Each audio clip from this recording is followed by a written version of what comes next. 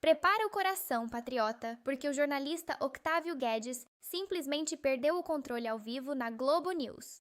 Ele tentou humilhar Flávio Bolsonaro após o senador abrir o jogo sobre a reunião com a bancada do PL, mas tomou uma invertida histórica. O 01 botou os fatos na mesa, provou que não tem nada a esconder e deixou a militância da TV espumando de raiva. Veja agora o momento em que a narrativa deles derreteu na tela. Nossa bancada de deputados e senadores para tratar de duas pautas. Primeiro, para falar um pouquinho e dar tranquilidade a todos sobre a questão do filme do Jair Bolsonaro e sobre a nossa alternativa moderna ao fim da escala 6x1, algo que é muito melhor. Então, na conversa aqui com os nossos parlamentares, fui bastante tranquilo, bastante calmo em reafirmar que qualquer relação minha com o Vorcaro foi única e exclusivamente por causa do filme do meu pai. Eu acho que cabe aqui um histórico, ainda que rápido, sobre como é que foi que isso aconteceu. Ainda no final de 2024, num jantar com um amigo, comentando sobre o filme, da dificuldade de arrumar investidores aqui no Brasil, as pessoas com medo de colocar o seu CPF, colocar a sua empresa num simples empreendimento cultural, que é um filme em homenagem ao melhor presidente da República que esse país já teve, injustiçado. O Octávio Guedes e a Globo News queriam sangue, mas saíram desmascarados pela verdade. Quando o Flávio coloca as contas à disposição da justiça e pede auditoria, o show do sistema acaba na hora. É a postura de quem anda de cabeça erguida. Comenta aqui embaixo, Globo em surto, e compartilhe esse vídeo em todas as suas redes para desarmar a fofoca deles. Tinha um receio, a razão pela qual nós optamos por fazer esse filme fora do Brasil, é um filme americano. Então ele me disse que conhecia uma pessoa que já havia investido em outros filmes, me apresentou esse investidor, que é o Vorcaro, uma pessoa que na época, lá atrás, alguém que era uma pessoa que circulava em todas as rodas aqui em Brasília, ia a eventos com o ministro do Supremo, a alta roda de empresários, patrocinava eventos de várias emissoras de televisão, inclusive fora do Brasil, portanto a pessoa naquela época acima de qualquer suspeita. Bom, o tempo foi passando e chegou o momento em que ele parou de honrar as parcelas desse contrato, que existe o contrato entre a empresa que ele indicou como sendo a investidora, com o fundo, e em maio de 25 foi quando a última vez que ele honrou com os pagamentos.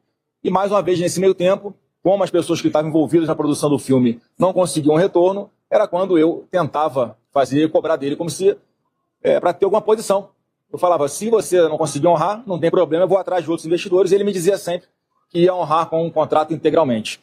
Bom, aí no final de 2024, melhor, no final de 2025, foi aquele áudio que todos aí ouviram, em que eu peço uma luz para saber, ter uma palavra final sobre o que vai acontecer. Porque o filme já estava num grande risco do filme ser encerrado, inclusive, que seria uma grande catástrofe. E no dia seguinte, em que ele foi preso.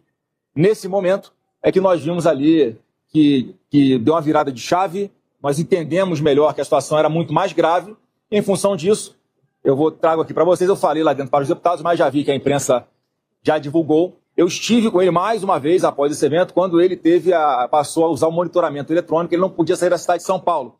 Eu fui sim ao encontro dele para botar um ponto final nessa história.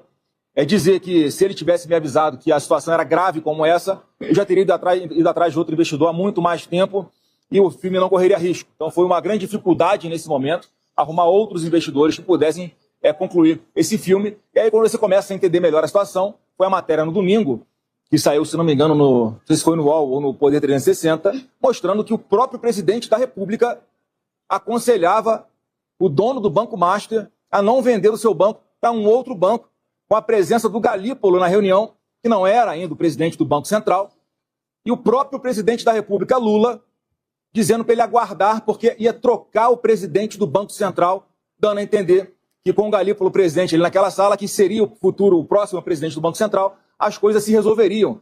Quer dizer, em primeiro lugar, uma prova de que o Roberto Campos Neto não tinha absolutamente nada a ver com a tentativa de ajudar o Banco Master, pelo contrário, demonstra essa conversa que era um empecilho.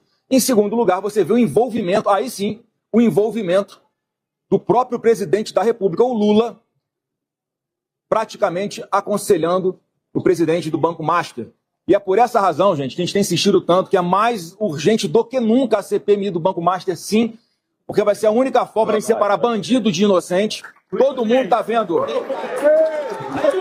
Até agora a esquerda não assinou, não tem assinatura de ninguém da esquerda, ninguém da base do governo com coragem de assinar, porque a gente quer a verdade e, infelizmente, não está dando para contar 100% com a Polícia Federal, porque uma parte dela bastante aparelhada. Nós acabamos de ver um outro absurdo, que se fosse na época do presidente Bolsonaro, estava a imprensa inteira caindo de pau. O delegado que quebrou o sigilo do Lulinha na investigação do roubo do INSS é trocado na mão grande. Eu só não sei se ele foi ameaçado, isso é porque quis, ou ele foi obrigado a sair de lá de alguma outra forma. Isso é um escândalo. Isso não pode ser admitido. Então, eu lamento que a PF tenha chegado nesse ponto de haver algumas pessoas que se submetem a fazer um papel como esse. Então, a história, o único vínculo, reforcei com os parlamentares. Qualquer contato meu com esta pessoa, que é o Vorcaro, foi única e exclusivamente para tratar do filme do meu pai, que está ali faltando os últimos detalhes para ser concluído. Inclusive, eu tive a oportunidade de passar um trailer aqui na sala para os parlamentares. Acho que gostaram bastante do trailer de 2 minutos. A gente vai disponibilizar esse trailer até domingo para todo mundo, nas nossas redes sociais e também para vocês da imprensa. E aí eu quero acrescentar 2 coisas que foram os meus pedidos, tanto à produtora quanto ao fundo, que eles se organizassem para fazer uma prestação de contas a todo mundo das despesas que foram feitas em função desse investimento no filme, de forma transparente, em até 30 dias. Foi isso que eu pedi. E o meu outro pedido, o jurídico também concordou, o outro pedido é que, assim que o filme começar a dar o resultado, o valor que foi aplicado no filme em função do investimento, por intermédio dessa empresa indicada pelo Daniel Vorcaro, ele vai ser destacado, ele vai ser separado para que fique à disposição das autoridades brasileiras para fazer o que entender que está dentro da lei. Portanto, com muita tranquilidade, muita transparência, era isso que eu tinha que falar sobre o filme. A extrema imprensa tentou criar mais uma fake news criminosa contra a família Bolsonaro, mas o tiro saiu pela culatra. Eduardo Bolsonaro quebrou o silêncio, rebateu as acusações sobre uma suposta mansão nos Estados Unidos e provou que o sistema está desesperado. Em uma conversa reveladora com Paulo Figueiredo, o deputado mostrou a realidade da sua vida na América e deixou os militantes da mídia sem resposta. Assista agora e veja como essa narrativa derreteu. O ICL, então a notícia aqui do ICL, que não é um meio parcial, né? Vamos combinar também. Mostram que a casa em Arlington, e aqui ele faz uma afirmação que seria criminosa, em tese. Algumas pessoas estão me sugerindo processá-lo, eu tô pensando, tá? Aqui lá no Brasil. Nos Estados Unidos. Porque você está debaixo da jurisdição americana, não vou te dar conselho jurídico, eu não estou qualificado para isso. Liga para o Paulo Calixto. Vou me consultar com o meu advogado. Mas diz aqui, documentos obtidos pelo ICL mostram que a casa de Arlington, onde mora Eduardo Bolsonaro, foi comprada em fevereiro por $726 mil. Mas não foi Eduardo quem comprou. Foi uma empresa chamada Mercury Legacy Trust. Quem assina pelo negócio da Mercury Legacy Trust é André Porciúncula, ex-chefe da Subsecretaria Especial de Cultura de Jair Bolsonaro. Essa Trust Mercury é ligada a Calistan Capital. Ligada. Toda vez que eu ouço um jornalista dizer ligado, é que ele não sabe porra nenhuma. É que ele está dizendo assim, tem algum jeito aí, ligado. O que é ligado?